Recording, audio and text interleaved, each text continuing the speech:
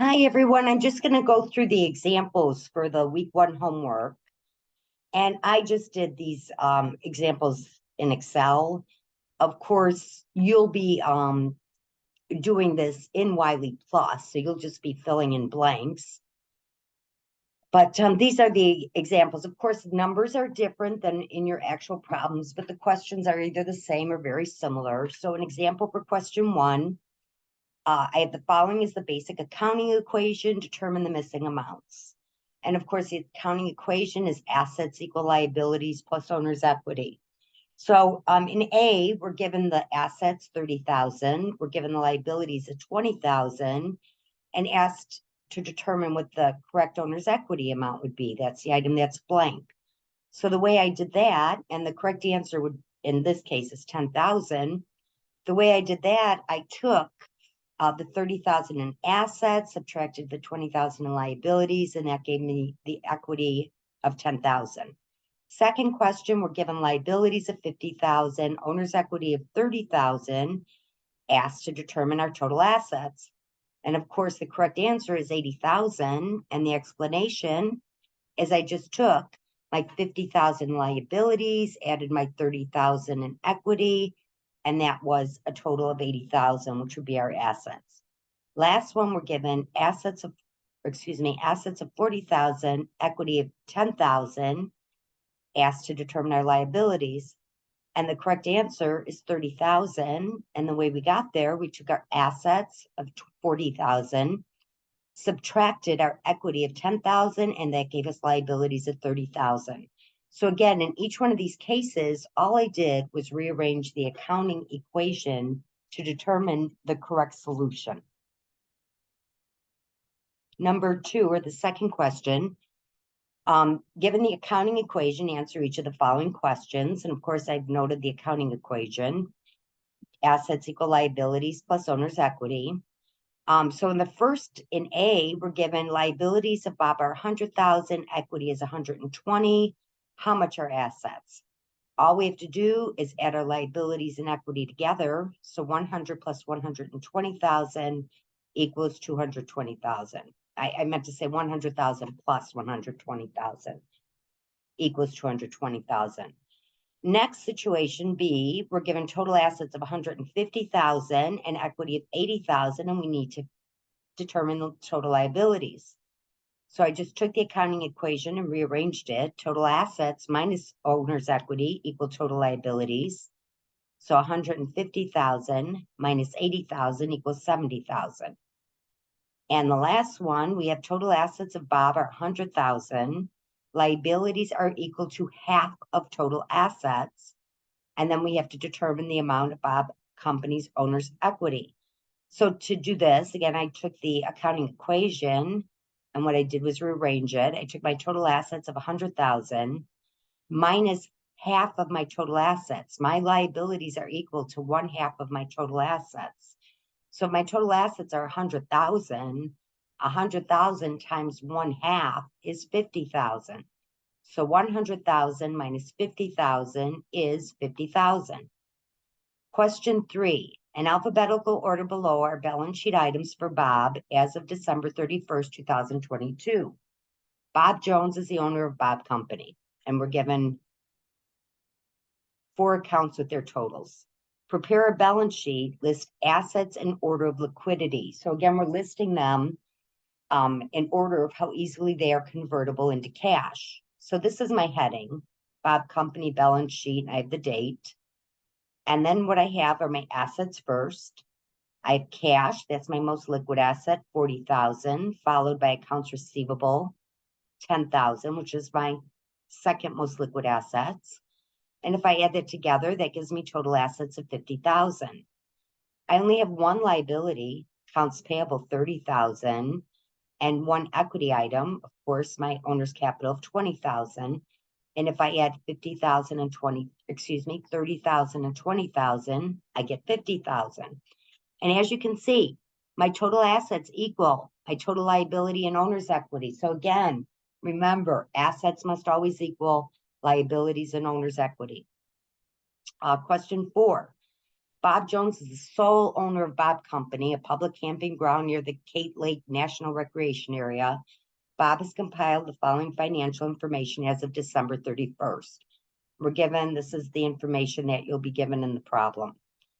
For question A, they want us to determine Bob Jones' net income for Bob Company for 2022.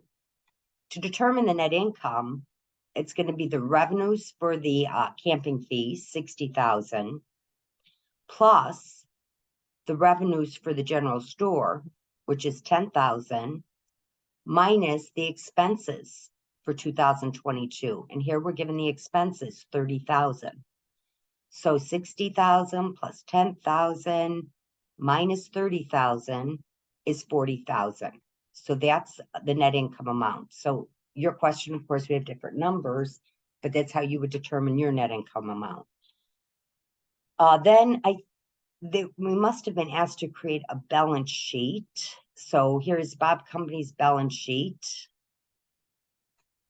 And let me just look really quick to make sure that's what the question is asking.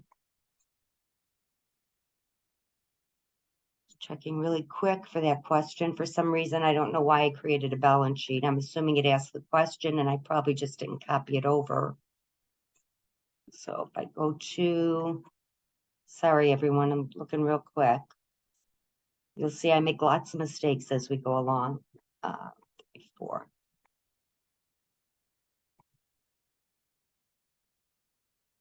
Yeah, the second question is prepare a balance sheet as of December 31st, 2022. So I'll include that when I get done with the recording.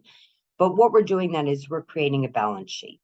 So the way we're going to do that is we're going to start with cash.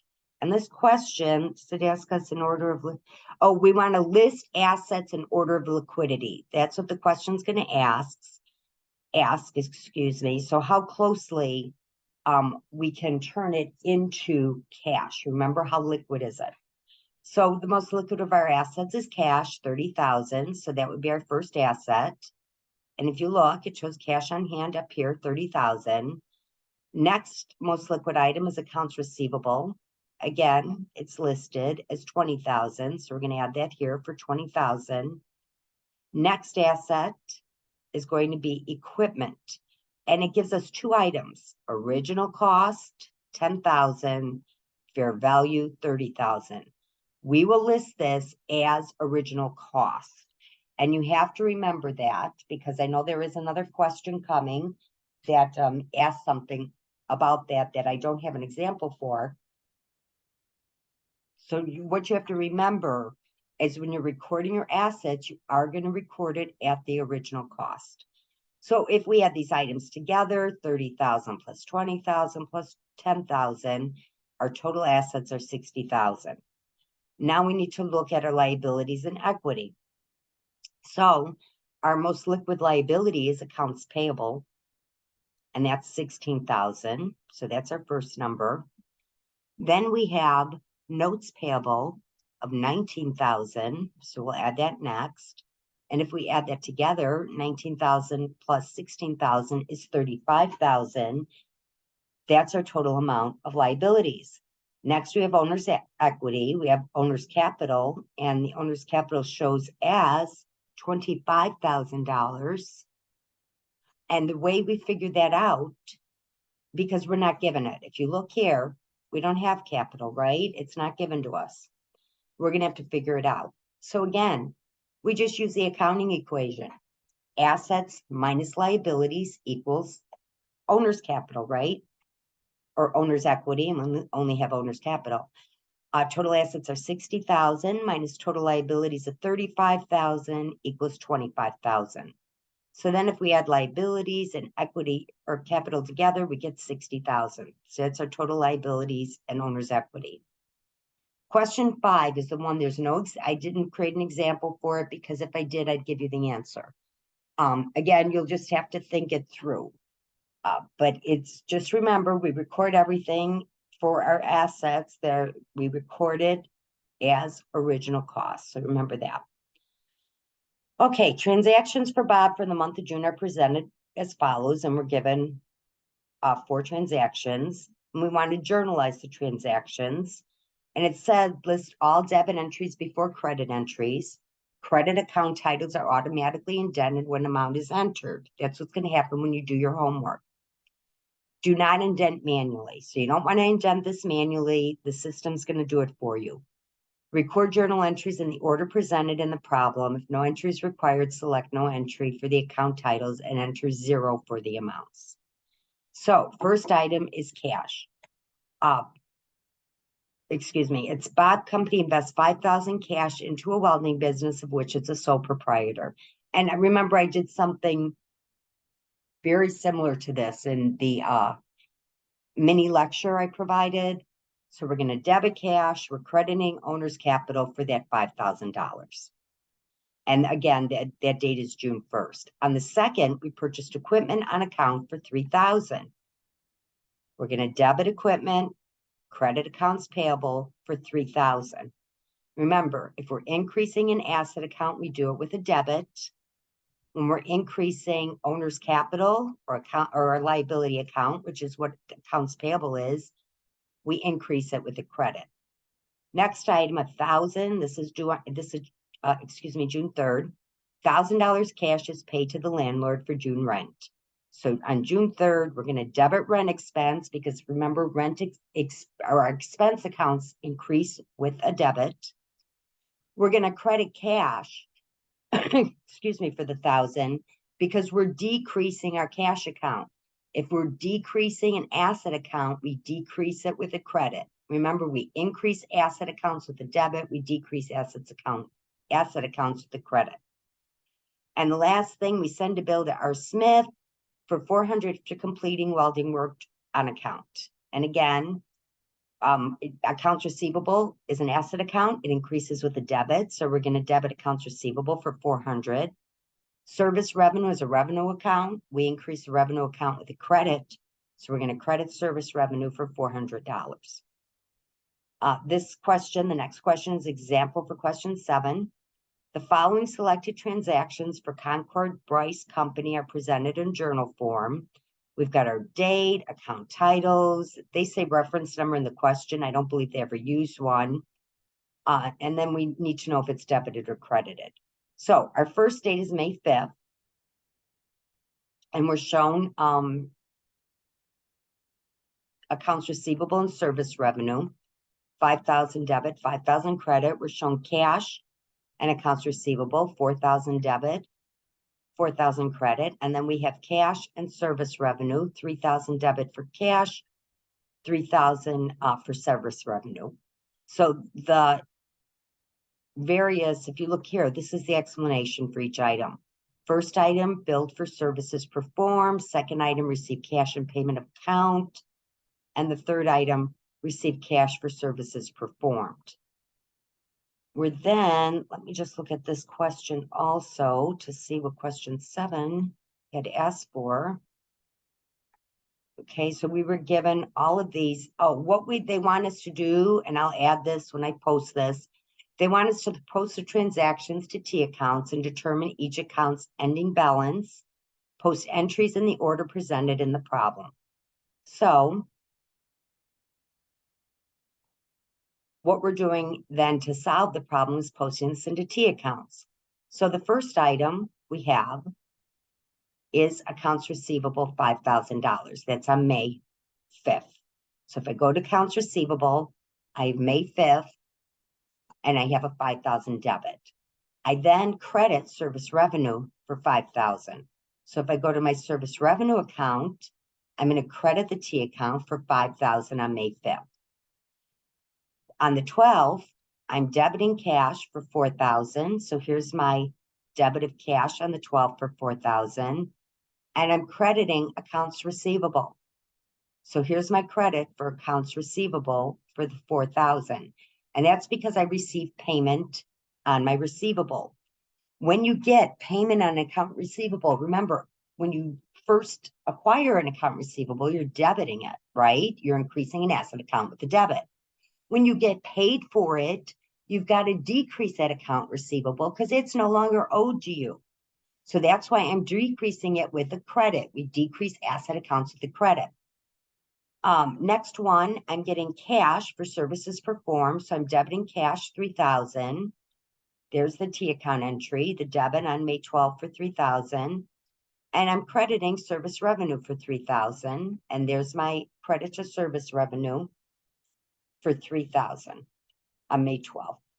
What I'm then going to do to determine my ending balance for cash, I'm going to add the two items. 4 and 3 is 7,000.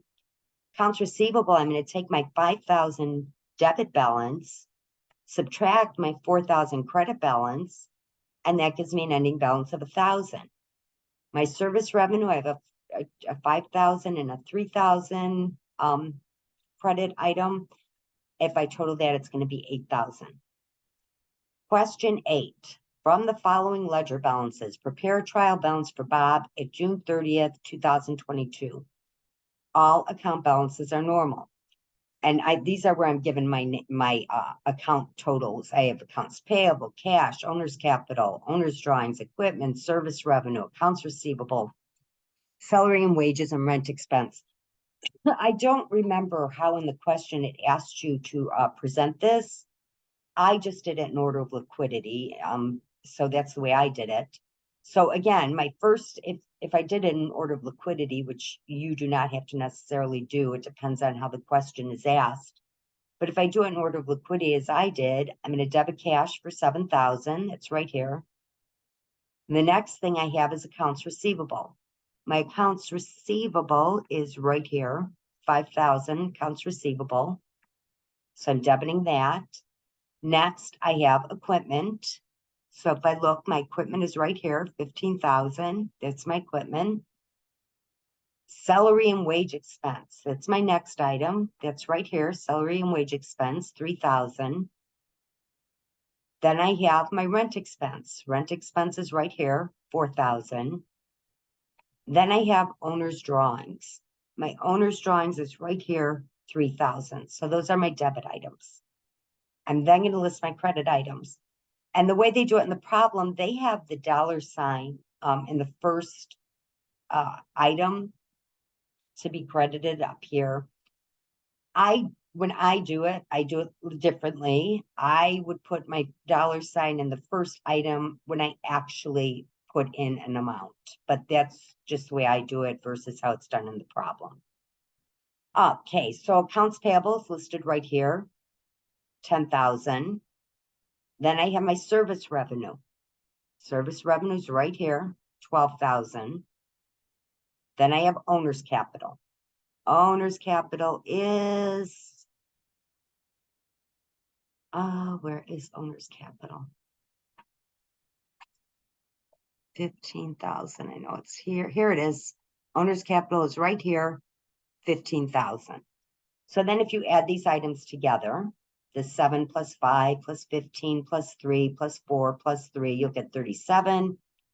And if I add these items together, 10 plus 12 plus 15, you will get 37. They have to be equal. Remember, our debits must equal our credits. And so far, I think we've talked about each of these items, maybe not rent expense and salary and wage expense. So let me briefly tell you what that account is. Of course, they're both expense accounts. Salary and wages is what it sounds like when you're going to be paying your employees. It's their salaries and wages. And I think rent expense is what it is. You're, for example, renting a building, that would be your rent expense. Owner's drawings are amounts that the owners withdraw from the business. And I think the rest of them we've covered before. Question 10. I don't have an example for 9. You can just utilize, there is a video example in the question. You can just utilize the video example. Question 10. Bob Golf Course was opened on March 1st by Bob. The following selected events and transactions occurred during March. We want to journalize each transaction. List all debit entries before credit entries. Credit account titles are automatically indented when the amount's entered. Do not indent manually. Record journal entries in the order presented in the problem. If no entry is required, select no entry for the account titles and enter 0 for the amounts. So for the first item, it's telling you on March 1st, we invested 40,000 cash in the business. So the way we're going to record this We have March 1st, we're debiting 40,000 to cash. Remember, cash is an asset account. Asset accounts increase with a debit. And we're crediting owner's capital for 40,000. Owner's capital increases with a credit. So we're going to go ahead and increase that by crediting it for 40,000. Next item, we purchased Rainbow Golf Land for 11,000 cash. So we're purchasing this golf land. The price consists of land for 8,000, a shed for 2,000, and equipment for 1,000. We're making a compound entry here. So when you're making entries, you can have compound entries, which means you have more than one debit or more than one credit. Again, your debits have to equal your credits, but you can have more than, when you're debiting items and crediting items in a journal entry, you can have more than one item in each entry, and that's what this is, a compound entry. So the first thing I have is land for 8,000, right? Shed, that's a building. So I have buildings for 2,000. And the last item I have is equipment for 1,000. So I have equipment for 1,000. And of course, those are all three asset accounts. They all increase with a debit. I'm paying for that with cash, right? It tells me that I purchased it for 11,000 cash. So I'm going to credit cash for $11,000. And if you add these three up, they equal 11,000. So our debits are equaling our credits. Next item, on March 5th, I paid advertising expense of $500. Advertising expenses is what it sounds like. You're paying to create some type of advertisement for your business. Maybe, for example, maybe you put an ad in the local newspaper. So I'm going to debit advertising expense for $500. Remember, we increase expense accounts with a debit, and I'm going to credit cash for $500. Remember, we decrease asset accounts with a credit. Next thing I did was I paid $1,200 for a 1-year insurance policy. So if I look at my March 6th transaction, that's prepaid insurance, right? I'm paying for it ahead of time. I'm not using it yet, so I consider it an asset until it's utilized. So until I use that insurance, I have it all as an asset. As we go along, we'll be expensing it out, but right now I have it all as an asset. So prepaid insurance is an asset account. It increases with the debit, so I'm going to debit it for $1,200. Cash is an asset account. I'm decreasing it. You decrease an asset account with the credit. I'm crediting it for $1,200. Next item. Purchase golf discs and other equipment for $1,000 from Smith Company, payable in 30 days. So that means I'm not paying for it right now. I'm going to be paying for this later. So equipment is an asset account, increases with a debit. I'm debiting equipment for $1,000. I'm not paying for it, right? This is going to be an account payable to me. I didn't pay for it yet. It's a liability to me. Liability accounts increase with a credit, so I'm going to credit accounts payable for that $1,000. Next item, March 18th. I received $2,000 in cash for golf fees. Bob records golf fees as service revenue, so that's service revenue for me. So I'm going to debit cash. I received cash. Cash is an asset account. It increases with a debit. I'll debit cash for $2,000 and I'll credit service revenue for $2,000. Service revenue is a revenue. Revenue counts increase with a credit. Next item, on March 19th, I sold 50 coupons for 10 each. Each book contains 2 coupons that enable the holder to play 1 round of disc golf. So if I multiply 50 times 10, that's 500, right? That's 500. That's where I get the 500. So I got cash of $500. And this is going to be something that these people are going to do in the future. I didn't earn this revenue yet, right? It's a liability to me until I actually earn it, until I actually play that golf game. So I'm going to credit unearned service revenue. It's a liability account. It increases with a credit. I'm going to credit unearned service revenue for $500. On the 25th, they withdrew $600 for personal use. So on the 25th, I'm going to debit owner's drawings. Remember, drawings increase with a debit. And I'm going to credit cash. Cash is an asset account. Asset accounts decrease with a credit. Next, I'm paying salaries of $900, and that's on the 30th. So I'm going to have a salaries and wage expense. That's an expense account and increases with a debit. I'll debit that for $900. I'm going to credit cash. Cash is an asset account. It's decreasing. It decreases with a credit. So I'm going to credit that for $900. Next item, paid Smith Company in full. Okay. Well, that's a little confusing. What does that mean I do? I have to go back to see what happened with Smith Company. So if you look back on the 10th, I purchased golf discs and other equipment for Smith Company for $1,000. I didn't pay for it. It was payable in 30 days. Now I'm paying it. So let's look at what I have to do for that. Okay, this is an account payable. I no longer owe this. I'm paying it. So basically, this item that happened on the 10th, I'm getting rid of it. So accounts payable is a liability account. It increases with the credit, it decreases with a debit. So I'm going to debit accounts payable. We got to get rid of it. I no longer own it. I have to take it off my books. So the way to do that is to debit it for $1,000. Then I'm going to credit cash for $1,000. Remember, cash is an asset account. It decreases with a credit. I think this might be our last item. Yes. Received $2,000 of cash for golf fees. So I'm going to debit cash, my asset account for $2,000. It's increasing. I'm crediting service revenue for $2,000. When you increase a revenue account, you increase it with a credit. And that is it. We got through them all. The parts of the question that I'm missing, I'll go ahead and adjust before I put it up for you all to review. So when you look at the attachment for this item from the professor's sources or discussion, I should say, you'll see it. So if you have any questions, feel free to call me. The one thing I want to also share with you, let's see, let me go back and share this, is when you're doing this, remember, you're going to be given specific instructions. Follow the instructions as far as what order to put things in and what to do. Oftentimes you need to add part of the trial balance heading. I've given you the headings in mine, but you need to add that. There is a question I did not go over, and that is question 5, because if I were to go over it, I'm giving you the answer. You want to think that out for yourself, but you should be fine. If you have any questions or issues or problems, please feel free to call me. I think you'll enjoy doing this in Wiley Plus. It might take a while to get used to the way you do things, as it always does when you start something new. But again, questions, problems, anything else, give me a call. Have a wonderful week, everybody. Bye.